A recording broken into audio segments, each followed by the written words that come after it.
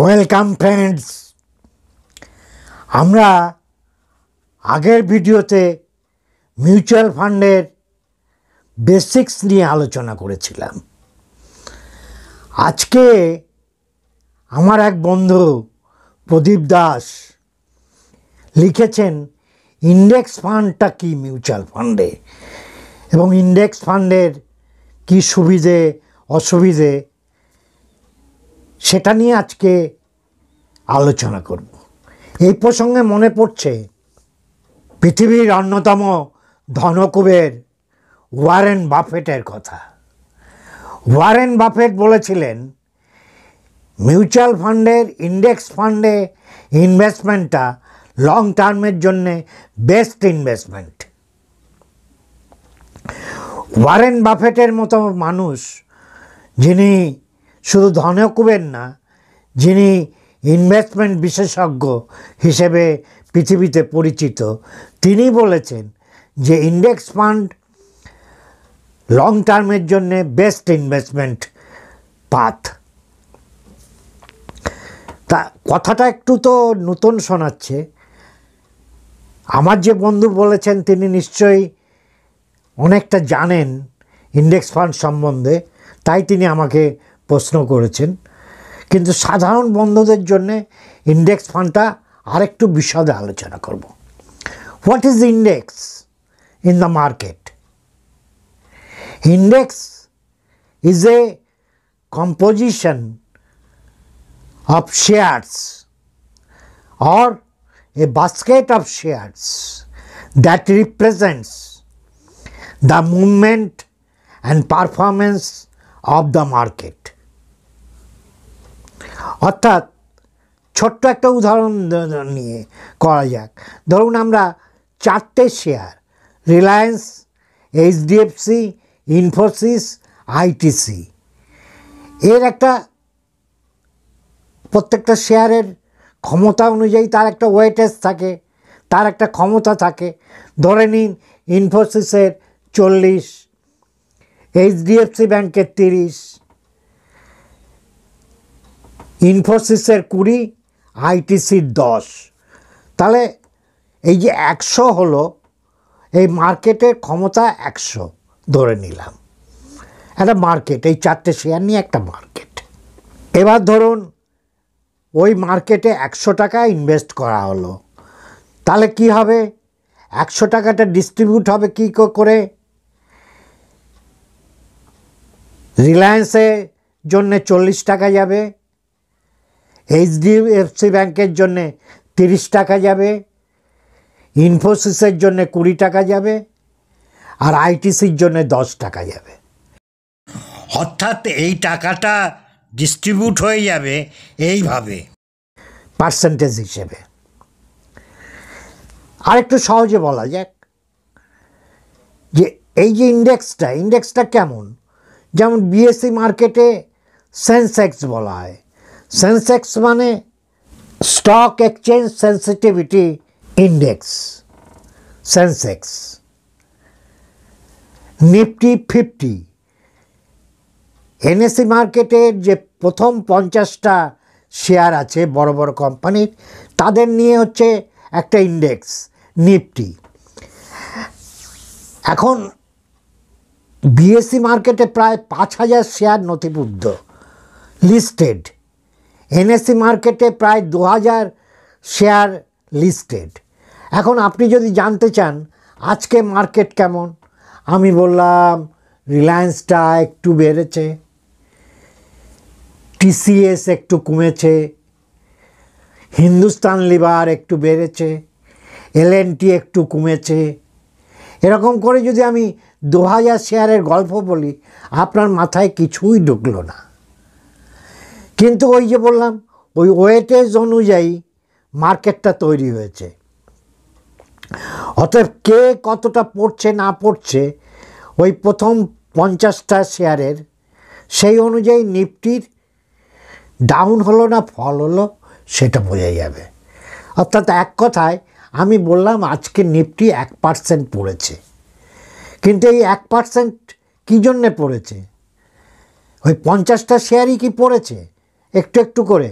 না, তার কারণ এই যে 50টা শেয়ার এরা বিভিন্ন সেক্টরের, কেউ অয়েল অ্যান্ড, যেমন Reliance oil and gas, Infosys information technology, ITC FMCG fast moving consumer goods, HDFC bank financial sector.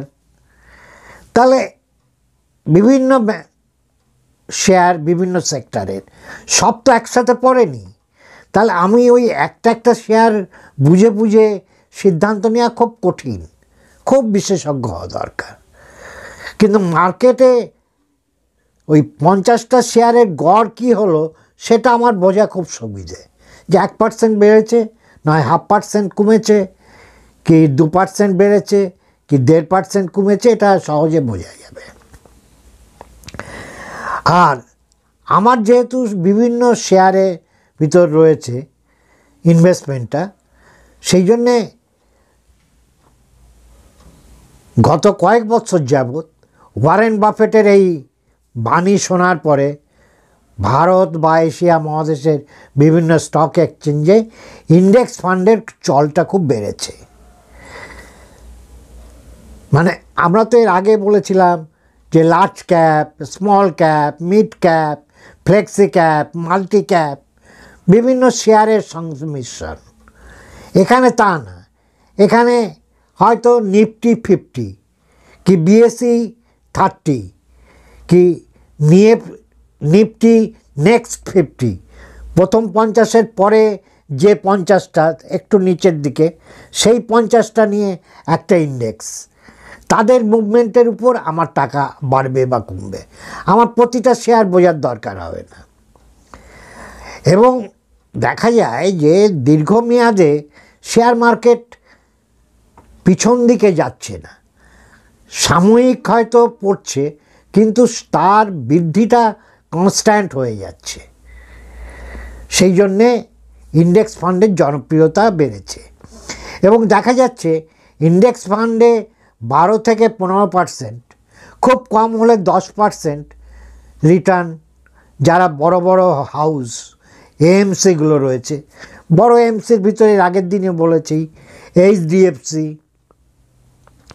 ICICI, State Bank, Tata, Nippon, Motilal Oswal, DSP, Mirae assets,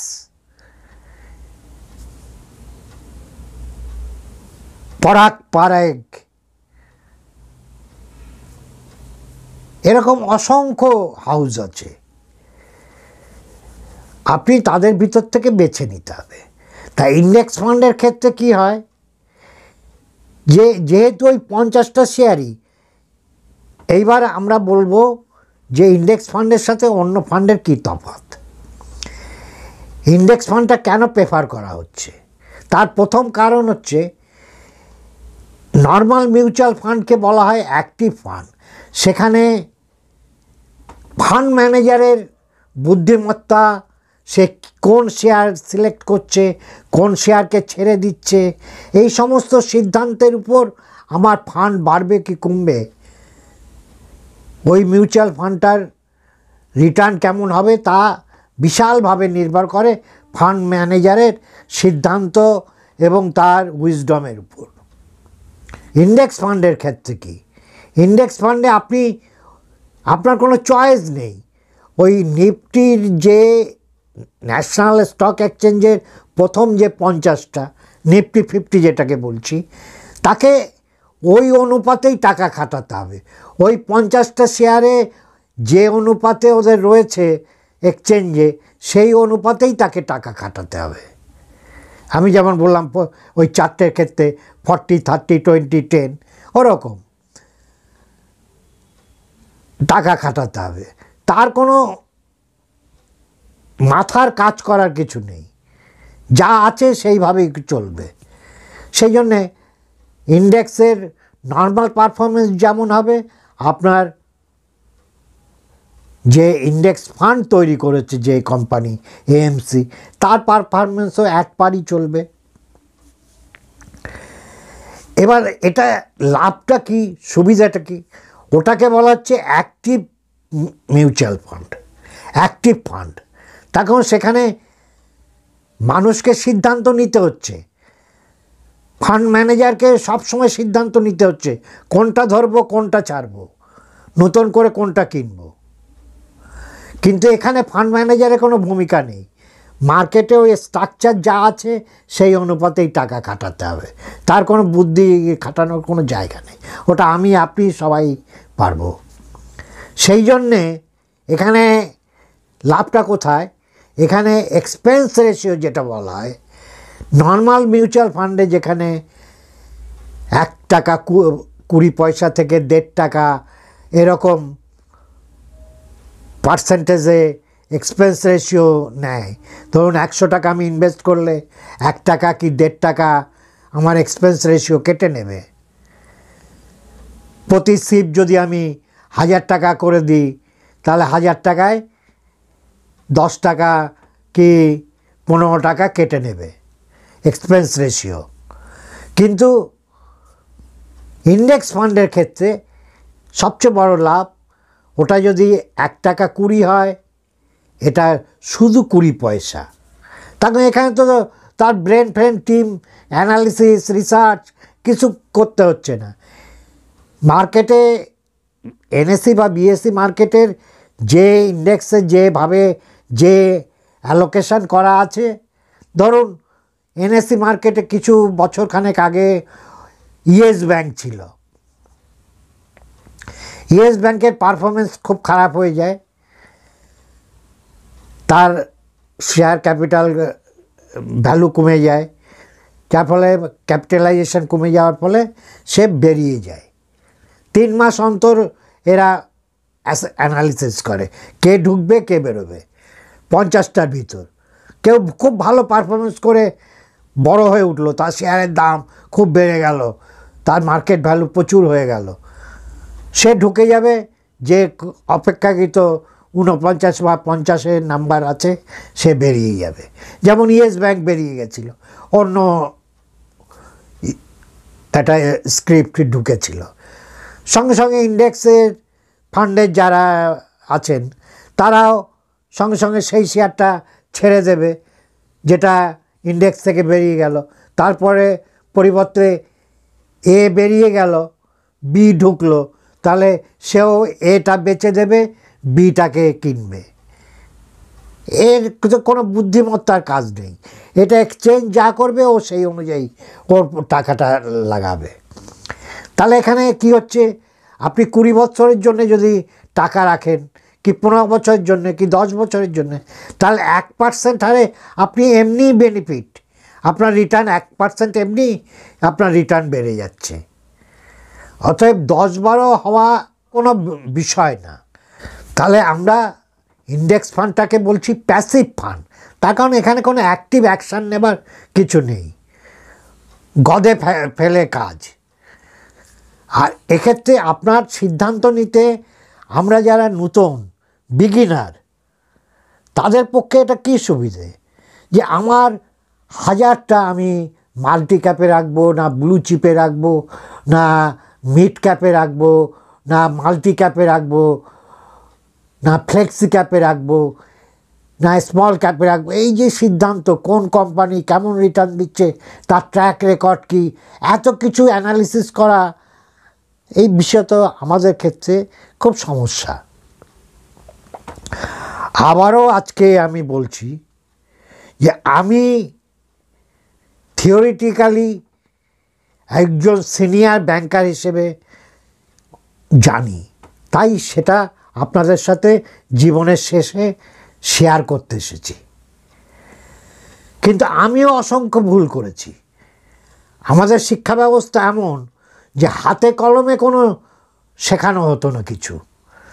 আমি কমার্সে মাস্টার ডিগ্রি থাকা সত্ত্বেও, সে আজ থেকে 50 বছর আগে, কিন্তু শিখিনি হাতে কলমে মিউচুয়াল ফান্ড কী, শেয়ার মার্কেট কী। এটাই আমাদের শিক্ষা ব্যবস্থার গলদ, আজকেও সেই গলদ চলছে। আমরা বই মুখস্থ করছি, হাতে কলমে কোনো কাজ শিখছি না, যার ফলে আজকে আমি যেটা বুঝছি, আজকে আমি যে মিউচুয়াল ফান্ড করছি, এটা কিন্তু আমি 20 বছর আগে করিনি। তাহলে হয়তো আজকে অন্যরকম অবস্থা হয়ে যেত। অতএব আমি ভুল করে শিখেছি, আর আমি ভুল করেছি বলে failure is the pillar of success. আমি সেই ফেল করেছি বলে আমি জানি ভুলটা কোথায়। তাই আমার নতুন বন্ধুদের, তরুণ বন্ধুদের বোঝাতে এসেছি যে share market, mutual market, investment অপরিহার্য, ডাইভার্সিফিকেশান। আর এই যে আমি বলছি ইন্ডেক্স ফান্ড, এটা নির্দিষ্ট কোনো শেয়ারে তো নয়, ওই 50টা শেয়ার, 50টা শেয়ার অন্তত 20 থেকে 30টা বিভিন্ন sector, oil, gas, metal, paint, construction material, hospital, Pharma, what not, নানা রকম সেক্টর।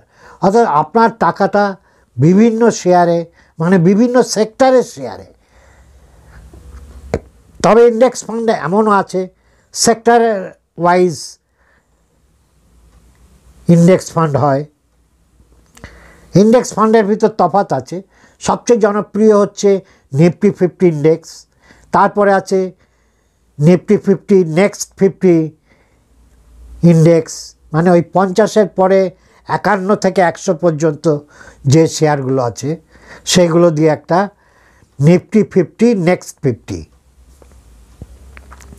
এছাড়া বিভিন্ন সেক্টর ওয়াইজ যে অয়েল, ব্যাংক, যত ব্যাংক আছে, ব্যাংকের সেন্সেক্স, ব্যাংক নিফটি, তার উপর অনেকে করছে, অনেক হাউস করছে। এরকম সেক্টর ওয়াইজও ইন্ডেক্স ফান্ড আছে। তবে আমরা চাইব যে বিভিন্ন সেক্টরে ডাইভার্সিফিকেশান থাকুক। একটা সেক্টর ধরুন Reliance, oil and natural gas, সে যদি মারা যায়, দুর্বল হয়ে যায়, নিশ্চয়ই L&T দুর্বল হবে না, নিশ্চয়ই HDFC ব্যাংক দুর্বল হবে না, নিশ্চয়ই ইনফোসিস দুর্বল হবে না, TCS দুর্বল হবে না, ITC দুর্বল হবে না। তখন এরা ভিন্ন ভিন্ন সেক্টরের, সব সেক্টর তো একসাথে দুর্বল হয় না, তাই তো দেশই উল্টে যাবে, দেশই থাকবে না। ভারতবর্ষের অর্থনীতি এবং ভারতবর্ষের রাজনৈতিক স্ট্যাবিলিটি অন্তত কেন্দ্রের, চাই বা না চাই, কেন্দ্রে এখন একটা স্টেবল সরকার আছে। আর একটা স্টেবল সরকার থাকলে অর্থনীতি নর্মাল কোর্সেই একটা গতি পায়, সেই গতিতে এখন আছে। বিশ্বের অন্যতম গ্রোথ পয়েন্ট হচ্ছে ভারতবর্ষ, 7.5 জিডিপি গ্রোথ এক্সপেক্ট করা হচ্ছে। অতএব এখানে শেয়ারের দাম বাড়বে, নিফটি বাড়বে।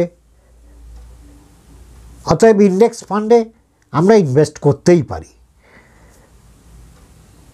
মোটামুটি বোধ হয় আলোচনাটা করতে পারলাম।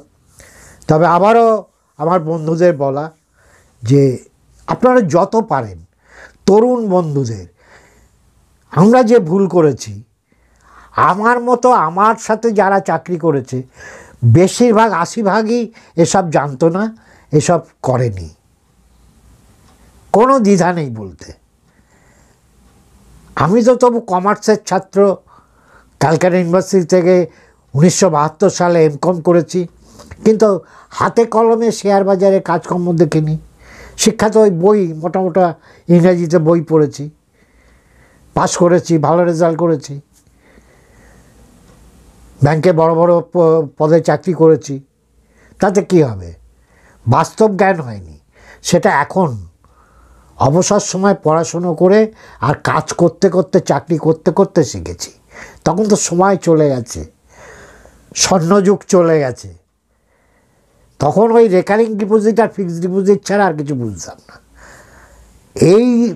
এই চক্রটা ভেদ করতে হবে, এই চক্রটা ভাঙতে হবে। ইনফ্লেশনকে বিট করতে হলে রেকারিং ডিপোজিট, এফডির চক্র ভেঙে আপনাকে অন্তত 50 ভাগ টাকা এসব ক্ষেত্রে নিয়ে আসতে হবে, শর্ট টার্মের জন্য না। হ্যাঁ, একটা কথা আগের দিন বলা হয়নি, যে প্রশ্নটা আমার অনেক বন্ধুই করবেন এরপরে, যে স্যার আপনি যে বলছেন তা এইসব শেয়ার মার্কেট বা মিউচুয়াল মার্কেটে লিকুইডিটি কেমন? আজকে আমার যদি হঠাৎ টাকার দরকার হয়, আমার যদি বাড়ি কোনো বিপদ আপদ, অসুখ বিসুখ, হসপিটালাইজেশন কেস হয়, আমি তো ব্যাংকে গেলে প্রিম্যাচিওর করে এফডি ভাঙাতে পারবো, কিন্তু এখানে টাকা পাবো? খুব পরিষ্কার করে শুনুন, ইএলএসএস যেটা আমরা 80C ইনকাম ট্যাক্সে ছাড় পাওয়ার জন্যে যে মিউচুয়াল ফান্ডগুলো করি, ইএলএসএস ছাড়া যে কোনো মিউচুয়াল ফান্ড, সেই অ্যাক্টিভ মিউচুয়াল ফান্ড হোক আর প্যাসিভ অর্থাৎ ইন্ডেক্স ফান্ড হোক, আপনি আজ বললে ওয়ার্কিং ডে হলে আজই আপনার রিডেমশন হয়ে যাবে, কালকেই আপনার ব্যাংকে অ্যাকাউন্টে ক্রেডিট হয়ে যাবে। লিকুইডিটি 100%। সোনার মতো এখানেও লিকুইডিটি সেম। এ নিয়ে একেবারে চিন্তা করবেন না। কেউ যদি কোনো রকম ভয় দেখায়, আপনি দেখুন, আরেকটু জানুন ভালো করে, কোনো ভয় নেই। হ্যাঁ, আপনি 10টা শেয়ার কিনেছেন, রিলায়েন্সের শেয়ার আপনি কিনেছেন, আইটিসির শেয়ার কিনেছেন, দেখা গেল আজকে মার্কেট ক্র্যাশ করেছে, আপনি 50,000 টাকা শেয়ার কিনেছেন, তার ভ্যালু আজকে 40,000, কিন্তু 40,000 আজই আপনি পাবেন, আপনার অ্যাকাউন্টে আজই ক্রেডিট হবে। 10,000 আপনার লোকসান হবে, রিস্ক। তখন subject to risk. Share market, mutual fund is subject to risk. এটুকু হতে পারে, কিন্তু লং টার্মে আপনি 3 বছরের উপরে যান, এটুকু গ্যারান্টি যে ব্যাংকের এফডি থেকে আপনার রিটার্ন বেশি হবে এবং আপনি যখন ইচ্ছে চাইবেন টাকা ভাঙাতে পারবেন। আজকে আর বিরক্ত করব না। যদি কোথাও বোঝাতে অসুবিধা হয়, সঙ্গে যে চার্টগুলো দিচ্ছি সে চার্টগুলো একটু দেখুন। আশা করি বিষয়টা জলের মতো পরিষ্কার হবে। আমি খুব কঠিন করে বলতে পারি না, টেকনিক্যালি বলতে পারি না। আমি ব্যাংকের ট্রেনিং কলেজে অধ্যাপনা করেছি। আমি সহজ সরল বিষয়ে কথা বলি, যেটা সকলে বুঝবে। তাই আপনাদের যদি ভালো লাগে, প্লিজ লাইক বাটনটা হিট করুন। সাবস্ক্রিপশান না করলে সাবস্ক্রিপশান বাটনটা হিট করুন, নোটিফিকেশান বেলটা বাজিয়ে দিন, আর আপনার পরিচিত বন্ধুবান্ধব যাদের জানা দরকার তাদের ভিডিওগুলো শেয়ার করুন। এইটুকু আমার উপকার করুন। আমার তো আর 2-4 বছর বাঁচব, আমার আর প্রাপ্তির কিছু নেই। যদি অন্তত 200, 500, 1000 মানুষকে সাহসী করে তুলতে পারি, ফিনান্সিয়ালি লিটারেট করতে পারি, সেটাই জানবো সমাজের প্রতি আমি একটা দায়িত্ব পালন করেছি। আমার লেখাপড়া কাজে লেগেছে। Thank you. সবাই ভালো থাকবেন।